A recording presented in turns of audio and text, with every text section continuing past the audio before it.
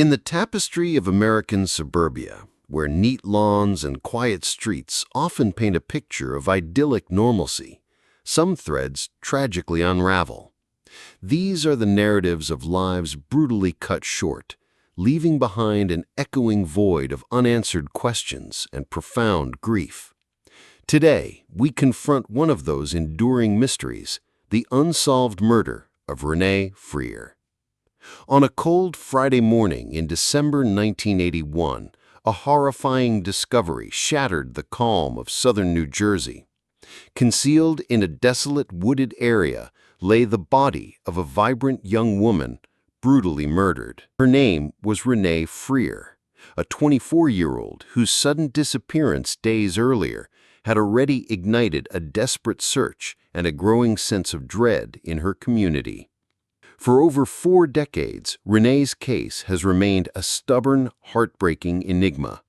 Despite the unwavering dedication of law enforcement, the relentless pursuit of leads, and the enduring agony of a family yearning for truth, her killer has never been identified, never been brought to justice. This is a story that goes beyond a single crime.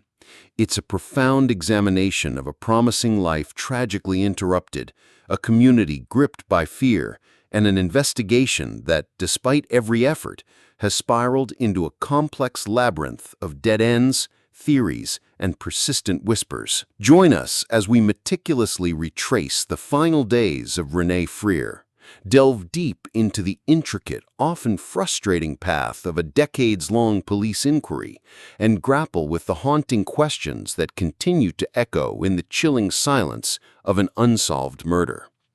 We seek to understand not just what happened, but the profound human cost of a justice denied. Renee Marie Freer entered the world in 1957.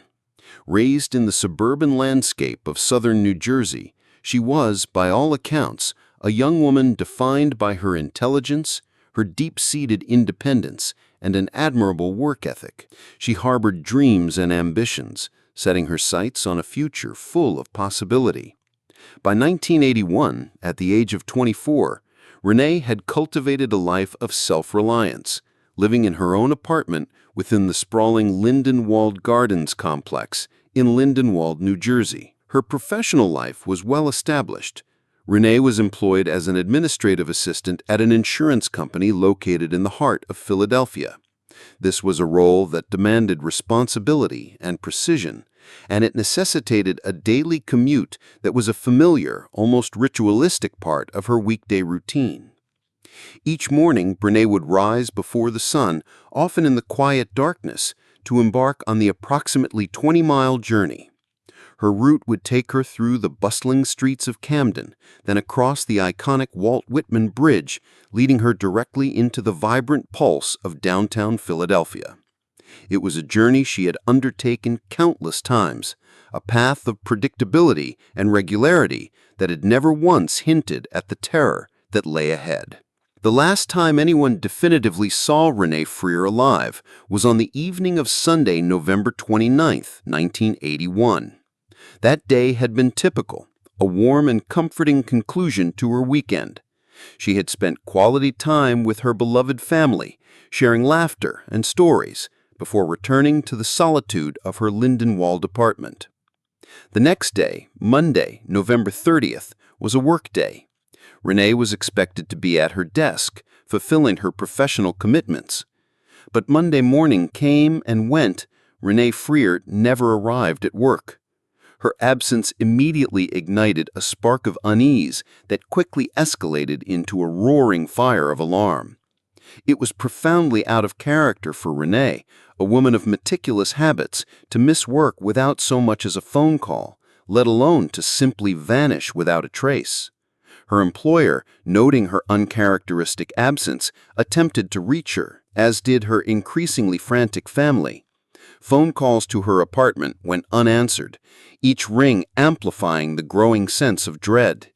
As the hours stretched into a torturous void, the quiet concern mutated into outright palpable panic. Her family, recognizing the gravity of the situation, promptly reported her missing to the Lindenwold Police Department. The initial phase of the investigation began with a logical, yet ultimately fruitless search for mundane explanations. Had her car suffered a breakdown?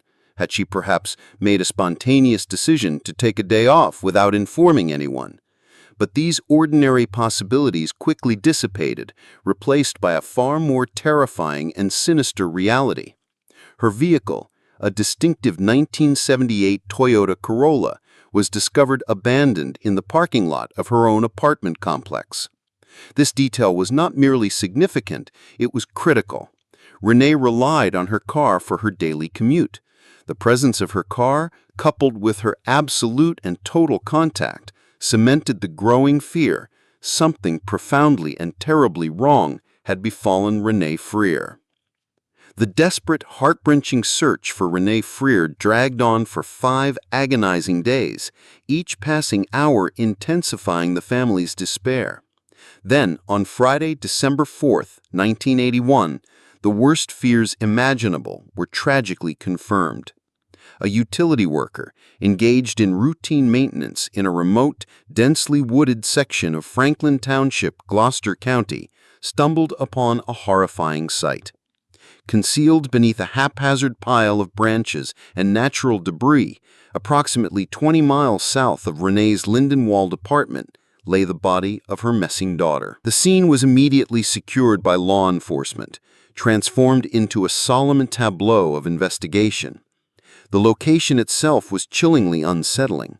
A secluded area off January Road, far removed from any major thoroughfare or residential hub, strongly suggesting that Renee had been deliberately taken there with the specific intent of concealing her body and the crime. The preliminary examination conducted at the scene, followed by a more comprehensive autopsy, painted a brutal and unambiguous picture of the truth.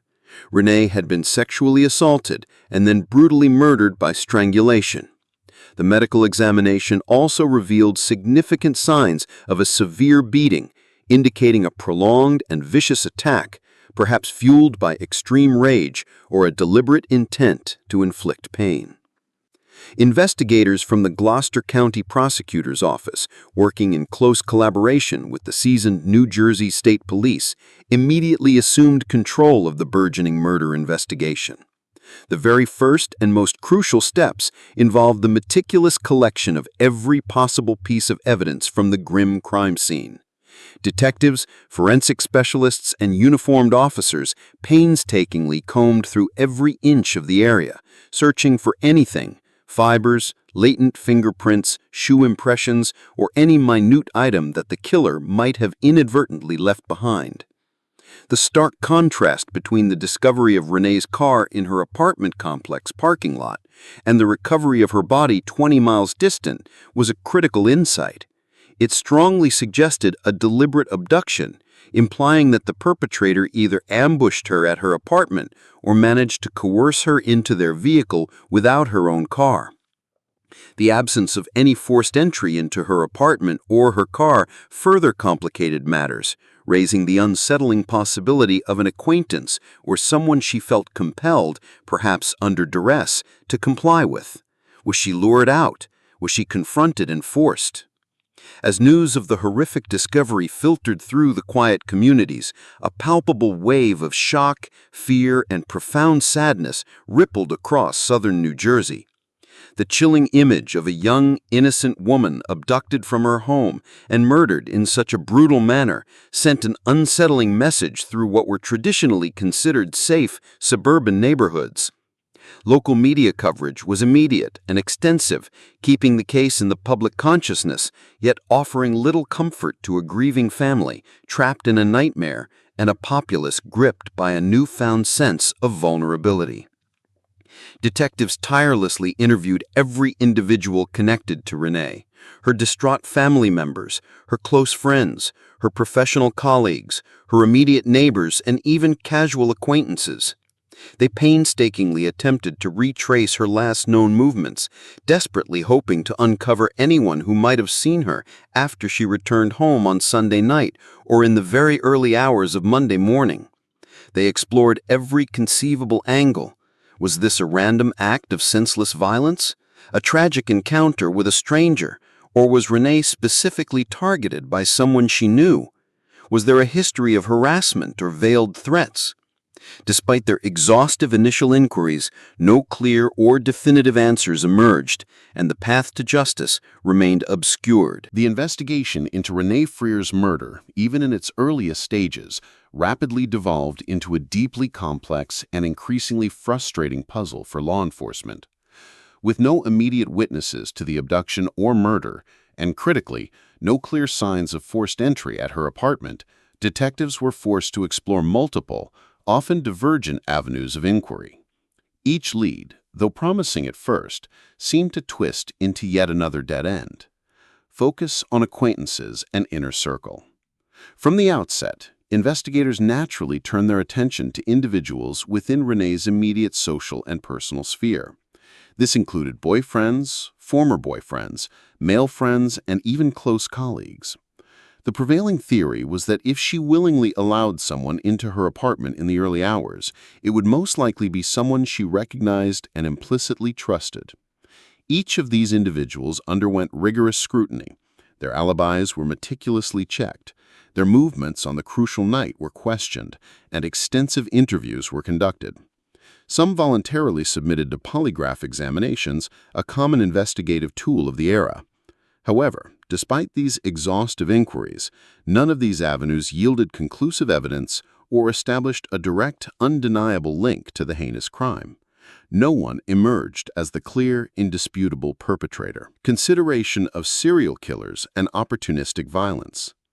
The sheer brutality of the attack, coupled with the remote nature of the body's discovery site, led some investigators to contemplate the unsettling possibility of a serial offender or a random, opportunistic killer. The location where Renee's body was found, a secluded wooded area, bore chilling resemblances to dumping grounds utilized by other known offenders in other regions. This raised concerns that a predator might be operating in the broader area. However, despite thorough cross-referencing and collaboration with other agencies, no definitive links were ever established to known serial killers active in the New Jersey or Philadelphia metropolitan area at that time. Renee's murder, while brutal, did not definitively fit a known pattern. The limitations of 1980s forensic science. A significant, albeit unavoidable challenge was the inherent limitations of forensic technology in the 1980s. While physical evidence was diligently collected from the crime scene and Renee's body, the full potential of these crucial details, particularly DNA, could not be realized. Techniques that are now standard, such as sophisticated DNA profiling from minute samples, were simply not available.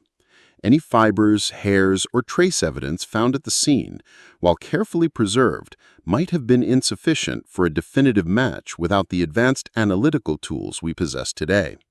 Fingerprints, if indeed found, would require a direct match in existing databases, which were far less comprehensive and centralized than modern AFIS, Automated Fingerprint Identification System databases. Furthermore, a critical complicating factor was the time lag between Renee's disappearance on Monday and the discovery of her body 5 days later on Friday. This crucial interval allowed significant time for potential evidence at the initial abduction site, her apartment complex parking lot, to be compromised or degraded by weather conditions, daily human activity, or even deliberate cleanup by the perpetrator. Similarly, the remote crime scene in the woods was exposed to the elements for days, potentially eroding or washing away vital clues before forensic teams could arrive. As the active investigation continued for months, then years, the once promising leads inevitably dwindled and eventually grew cold. The case, once a priority, gradually transitioned from an active daily pursuit to a periodic review by a dedicated cold case unit. Witness memories, once fresh, began to fade with the passage of time.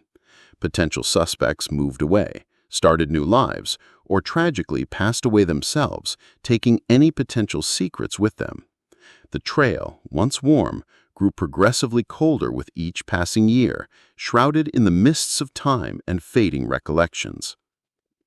Yet despite the formidable passage of over 4 decades, the Gloucester County Prosecutor's Office and the New Jersey State Police have consistently and adamantly affirmed that the Renee Freer case remains an active and unequivocally open investigation.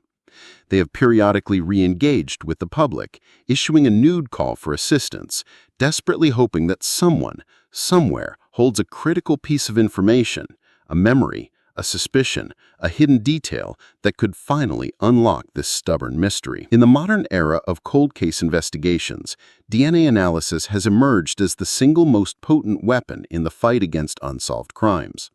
Cases that were once relegated to dusty archives, deemed utterly hopeless, are now being cracked decades later thanks to the revolutionary ability to extract and analyze even the most minute, almost invisible traces of genetic material. The most pressing question regarding Renee Freer's case, nearly 44 years on, is crucial.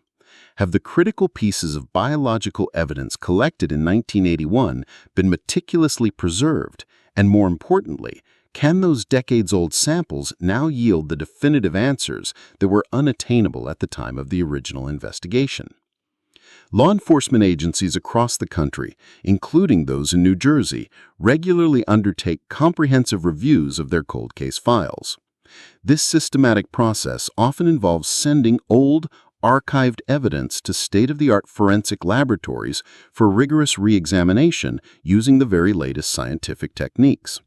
This critically includes applying forensic genealogy, the same groundbreaking technique that has successfully solved numerous high-profile cold cases across the nation, such as the infamous Golden State Killer case and the recently resolved murder of Rita Curran, whom we discussed earlier.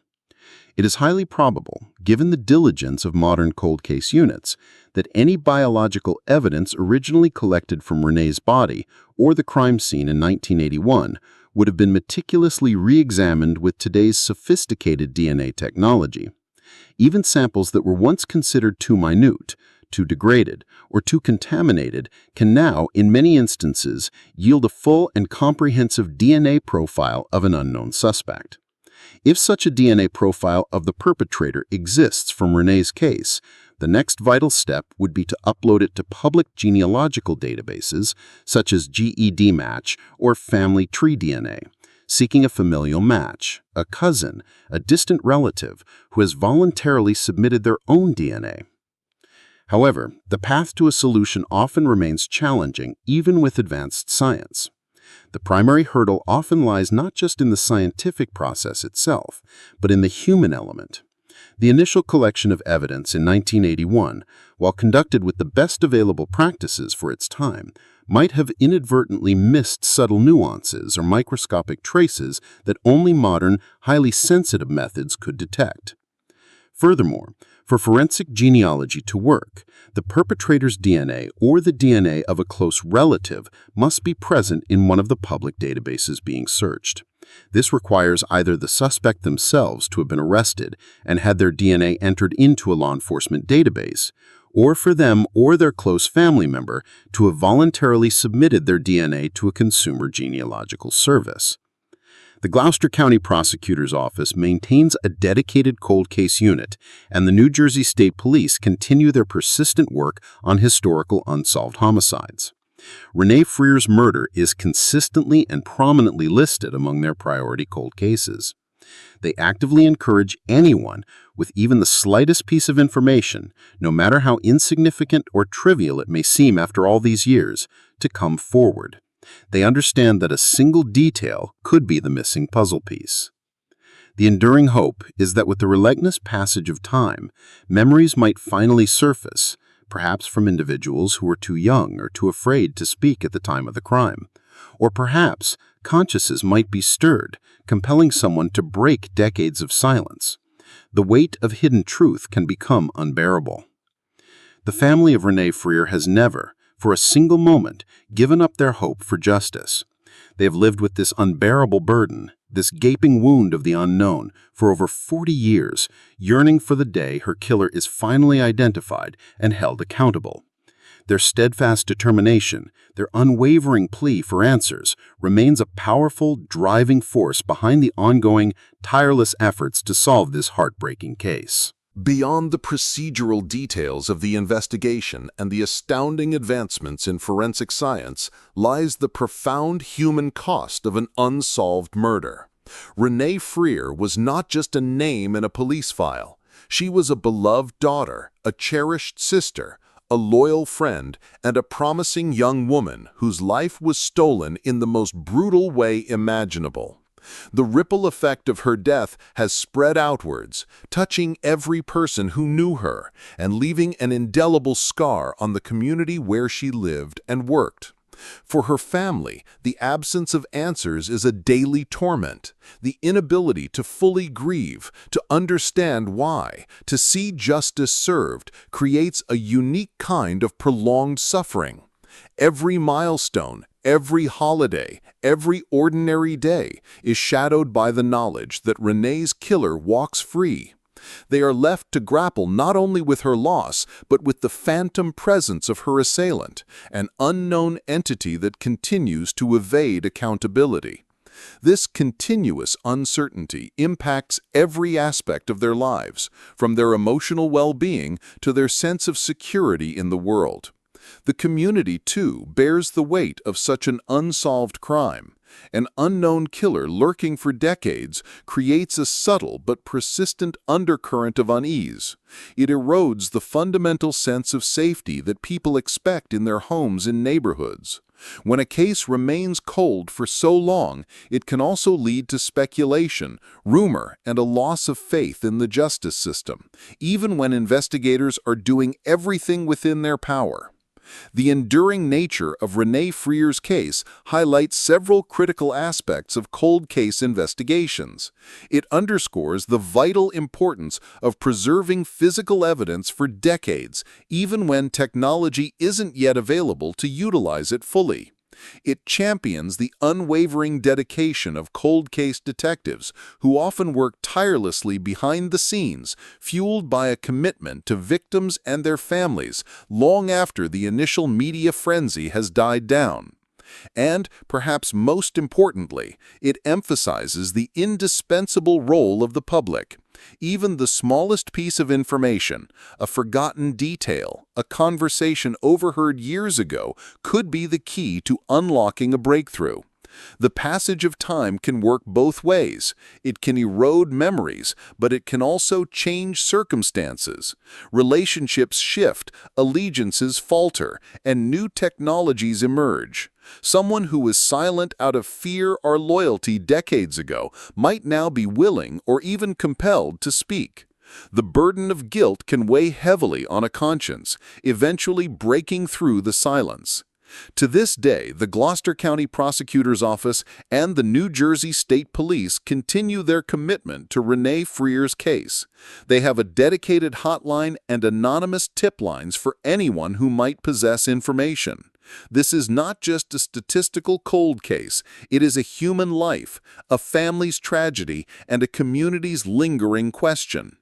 The detectives working this case carry the weight of this unsolved mystery daily, driven by the hope that one day they will be able to deliver the answers that Renee's family so desperately deserves. Renee Freer's story is a poignant reminder that while crime can take a life, it cannot erase the memory or the demand for justice. Her spirit lives on in the hearts of those who loved her and in the persistent pursuit of truth that echoes across the decades. May her case, like so many others recently, finally find its resolution. The tragic, unsolved murder of Renee Freer remains a testament to the complex nature of cold case investigations. It is a story of enduring grief, scientific progress, and the relentless pursuit of justice against the formidable adversary of time. For over 40 years, her family has carried this heavy burden. Now, more than ever, with advancements in forensic technology and the continued dedication of law enforcement, the hope for answers burns brighter. If you or someone you know possess any information, no matter how small or insignificant it may seem regarding the murder of Renee Freer, please consider coming forward. Every piece of information matters. Every tip could be the missing link. Your contribution could be the key to finally bringing closure to Renee's family and holding her killer accountable after all these years. Contact the Gloucester County Prosecutor's Office Cold Case Unit or the New Jersey State Police. Information can be provided anonymously. Thank you for joining us on this deep dive into one of America's most enduring unsolved mysteries. What are your thoughts on the Renee Freer case? Share your perspectives and theories respectfully in the comments section below. Your engagement helps keep these stories alive and the search for justice ongoing.